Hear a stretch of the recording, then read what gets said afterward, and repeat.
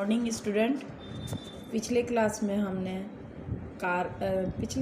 अनुवाद बनाने का नियम पढ़ाए थे, तो उसमें सिंपल सेंटेंस बनाना हम सिखाएं। तो सिंपल सेंटेंस कैसे बनता है, उसमें कर्ता क्रिया का सीधा संबंध, वह पढ़ता है, तुम जाते हो, मैं खेलता हूँ, इस तरह का सिंपल सेंटेंस बनाना बताए थे। अब हम उससे आगे बढ़ेंगे, कारक के चिन्ह को जानेंगे। तो आज जो हमारा चैप्टर है कारक के चिन्ह, इसको जानेंगे। कर्ता ने कर्म को करण से, कर्ता ने कर्म को करण से, संप्रदान के लिए अपादान से, संबंध का के अधिकरण में पेपर। इतना ही चिन्ह सेंटेंस बनाने में आता है। इतना दिन तो हम पढ़े सिंपल सेंटेंस में कि राम पढ़ता है, वह जाता है, तुम खेलते हो, इसमें तो कोई कारक का चिन्ह नहीं आया था। लेकिन आज जो हम पढ़ाने जा रहे हैं उसमें कारक का चिन्ह सेंटेंस में ऐड करके तब सेंटेंस बनेगा। आगे बढ़ेंगे धीरे धीरे। तो कर्ता ने प्रथमा विभक्ति लगेगी, अब प्लस वहाँ पर जहाँ कुछ नहीं है, जीरो, उसमें प्रथमा विभक्ति। को का जहाँ चिन्ह होगा वहाँ द्वितीया विभक्ति, वो कर्म हो गया। जहाँ से का चिन्ह हुआ, साथ से मीन साथ, वहाँ तृतीया विभक्ति होगी। और जहाँ के लिए होगा तो चतुर्थी विभक्ति, संप्रदान कारक। जहाँ से दो बार से है, एक से का साथ और एक से का मीन्स अलग अलग, यहाँ पृथक, तो इसमें पंचमी विभक्ति। इसके बाद संबंध का के की और रा रे री, इसमें खष्टी विभक्ति। अधिकरण कारक में पेपर आधार, आधार को अधिकरण माना गया है, तो इसमें में पेपर का चिन्ह। इसको इतना ही कारक का चिन्ह है, लेकिन सबको हम अलग अलग से डिटेल्स में आपको समझा रहे हैं। डिटेल्स में हम आपको समझा रहे हैं। जैसे प्रथमा का हम एक उदाहरण ले रहे हैं कि राम ने रावण को मारा, तो राम ने, यहाँ ने का चिन्ह प्रथमा विभक्ति है, रावण को में द्वितीया विभक्ति है, मारा मारिया, तो राम प्रथमा विभक्ति में देव से गया, राम शब्द देव से गया, और रावण भी देव से गया, तो राम रावणम अमारियत, मारा यानी भूतकाल, मारता है नहीं, मार दिया, यानी अमारियत, भूतकाल में लंग लकार में आ गया। ठीक है, तो अमारियत इसलिए कि राम एक है, इसलिए अमारियत। अगर दो रहते राम लक्ष्मण तो अमारियताम। ठीक, दूसरा उदाहरण हम करण का इसका लिया, कर्म कारक का ही लिए हैं। वह चांद को देखता है, यहाँ चांद को यानी कर्म कारक, ये कर्म कारक का है चिन्ह। तो जैसे वह का संस्कृत स, तो चांद को यहाँ द्वितीया विभक्ति लगेगी, चांद का संस्कृत चंद्र है, तो चंद्र भी बालक देव से ही जाएगा, तो द्वितीया में चंद्रम पश्यति, स है इसलिए पश्यति। अगर तो रहता तो पश्यता, ते रहता तो पश्यन्ति। ठीक है, नेक्स्ट है, ये कर्म कारक हो गया, ये कर्ता कारक, ये कर्म कारक। अब तीसरा है करण कारक। तुम कलम से लिखते हो, पिछले में हम अभी बता दिए कि करण कारक में से साथ, दो से है, एक है साथ और एक है अलग। तो यहाँ जो है तुम कलम से लिखते हो, यानी कलम हमारे साथ है तब ना हम लिख रहे हैं, कलम हमसे सटा है। तो तुम का त्वम, कलम से तो कलमेन, त्वम करता है, तो यहाँ सीधा संबंध बता दिए हैं, कर्ता क्रिया का सीधा संबंध त्वम है, तो यहाँ सी लगेगा।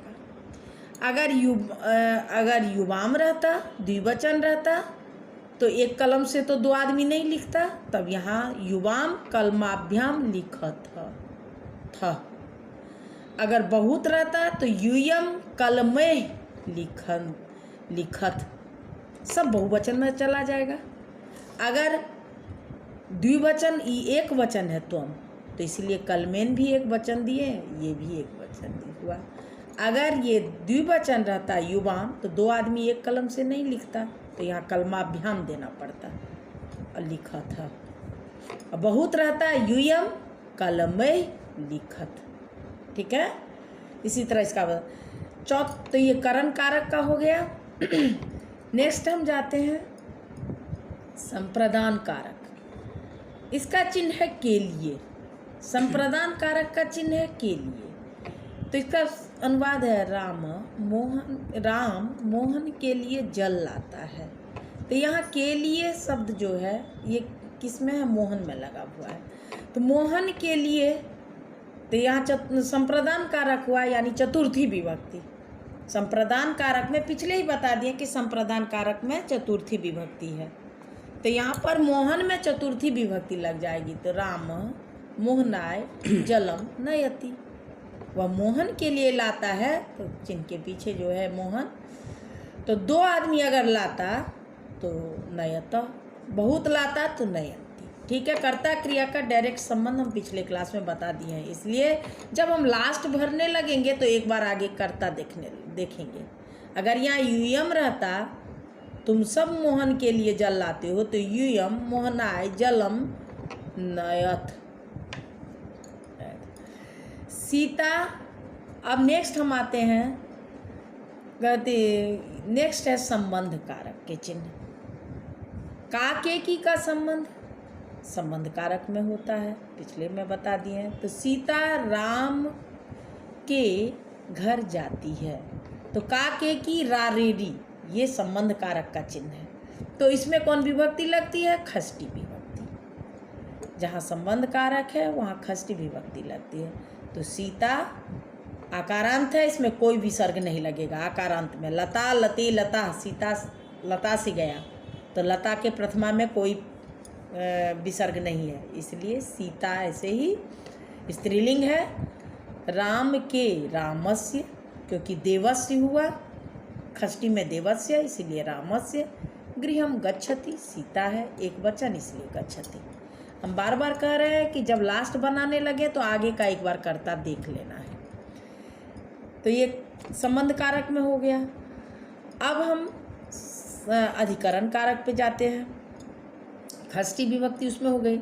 अब अधिकरण में है, ये है वे दोनों घर से विद्यालय जाते हैं। पंचमी विभक्ति का हमने नहीं बताया था, तो अभी इसके बारे में भी हम जान लें कि पंचमी विभक्ति में है कि से, घर से, ये पंचमी विभक्ति हुआ।